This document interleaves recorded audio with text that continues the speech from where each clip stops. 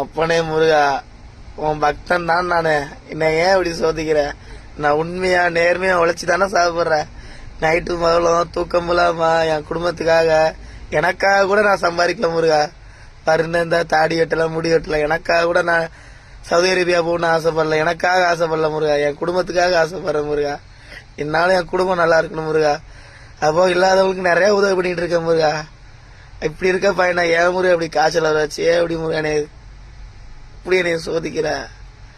கஷ்டம் எனக்கு இவ்வளவு கொடுக்காத முருகா. ஓரளவு கொடு, இவ்வளவு கொடுக்காத, அநியாயத்துக்கு கொடுக்காத. மாத்திரை போட்டேன் அப்படின்னு தலை அப்படி வலிக்குது முருகா. ரொம்ப காய்ச்சல் அடிக்குது முருகா, கண்ணெல்லாம் எரியுது முருகா. நான் பாவம் இல்லையா, அவன் பக்தனை இப்படி பண்ணலாமா? காப்பாத்து முருகா, நீ தான் காப்பாத்தணும். முடியல முருகா,